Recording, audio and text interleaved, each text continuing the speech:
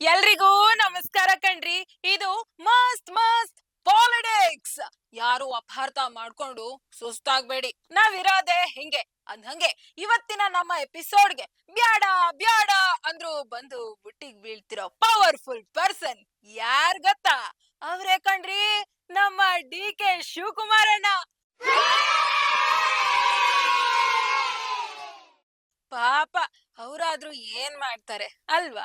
CM ಅನ್ನೋ ರೊಟ್ಟಿ ಜಾರಿ ಬೀಳುತ್ತೆ ಅಂದ್ಕೊಂಡು ತುಪ್ಪದ ಕೊಬ್ಬರಿಯನ್ನೇ ಹಿಡ್ಕೊಂಡು ಕಾಯ್ತಾನೇ ಇದ್ದಾರೆ.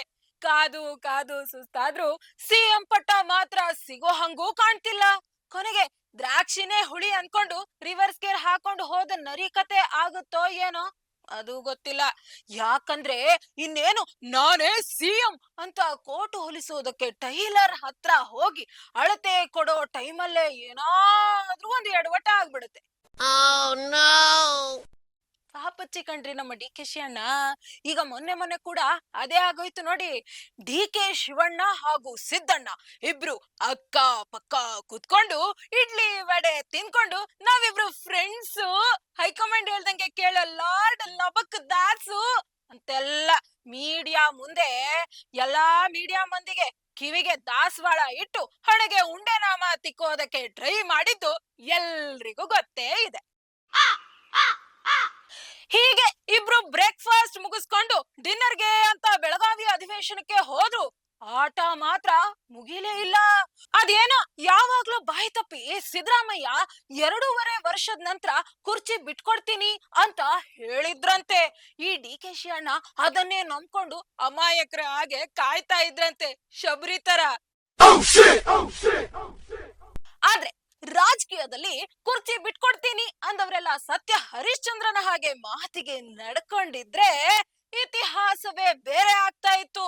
ಅವತ್ತು ಮಾತು ಕೊಟ್ಟಂಗೆ ಕುಮಾರಸ್ವಾಮಿ ಅವರು ಯಡಿಯೂರಪ್ಪನವರಿಗೆ ಸಿಎಂ ಪಟ್ಟ ಬಿಟ್ಟು ಕೊಟ್ಟಿದ್ರೆ ಆಗ್ತಾ ಇದ್ದಿದ್ದೇ ಬೇರೆ ಅಲ್ವಾ?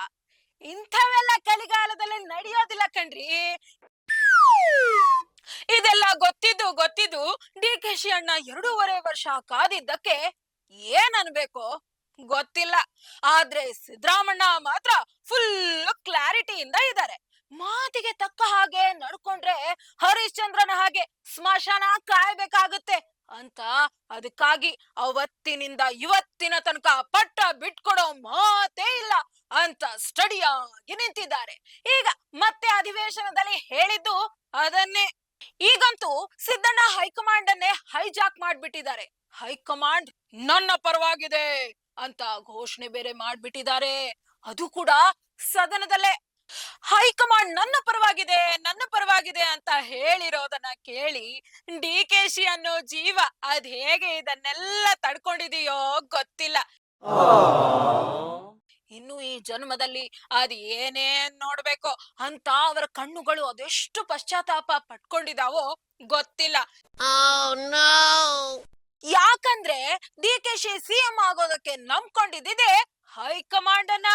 ಈಗ ಅದೇ ಹೈಕಮಾಂಡ್ ಸಿದ್ದರಾಮಯ್ಯನ ಪರ ನಿಂತು ಬಿಟ್ರೆ ಬಂಡೆ ಏನ್ರಿ ಮಾಡ್ಬೇಕು?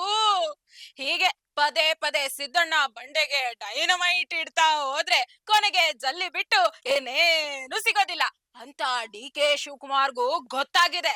ಹಾಗಾಗಿ ಸ್ವಲ್ಪ ಮನಸ್ಸಿಗೆ ನೆಮ್ಮದಿ ಬೇಕು ಅಂತ ಈ ಗ್ಯಾಪ್ ಅಲ್ಲಿ ಅವರು ಟೆಂಪಲ್ ರನ್ ಶುರು ಮಾಡಿದ್ದಾರೆ. ನೋಡೋಣ ಆ ದೇವ್ರು DK ವರ ಕೊಡ್ತಾರೋ, ಸಿದ್ದಣ್ಣಂಗೆ ಸೀಟ್ ಬಿಟ್ಕೊಡೋ ಹಾಗೆ ಬುದ್ಧಿ ಕೊಡ್ತಾರೋ ಗೊತ್ತಿಲ್ಲ. ಒಟ್ನಲ್ಲಿ ಧನುರ್ಮಾಸ ಮುಗಿದು ಸಂಕ್ರಾಂತಿ ಬರೋ ಹೊತ್ತಿಗೆ DK ಟಾಪ್ ಆಗಿ ಬರ್ತಾರೆ ಅನ್ನೋ ಅಭಿಮಾನಿಗಳಿಗೆ ಇನ್ನಾದ್ರೂ ನಿರಾಸೆ ಆಗದೇ ಇರಲಿ. DK ಹೊಲಿಸಿದ ಕೋಟು ವೇಸ್ಟ್ ಕೋಟ್ ಆಗದಿರಲಿ ಅನ್ನೋದಷ್ಟೇ ನಮ್ಮ ಕಾಳಜಿ. ಇದಾಗಿತ್ತು ಇವತ್ತಿನ ಮಸ್ತ್ ಮಸ್ತ್ ಪಾಲಿಟಿಕ್ಸ್. ನಾಳೆ ಮತ್ತೊಂದು ವಿಷಯದ ಜೊತೆಗೆ ಮತ್ತೆ ಬರ್ತೀನಿ. ಅಲ್ಲಿ ತನಕ BB ನ್ಯೂಸ್